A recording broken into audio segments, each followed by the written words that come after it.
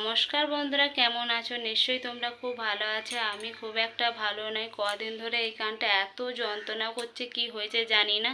তা আজকে আমি যাব বর্ধমান হসপিটাল, তাই আমি একটু রেডি হয়ে নিই, তারপরে বর্ধমান হসপিটাল যাব। আর আজকে কি গরম পড়েছে, গরমে এত কষ্ট হচ্ছে কি বলবো। কি করে বর্ধমান হসপিটালে ডাক্তার দেখাবো আমি তো ভেবে পাচ্ছি না।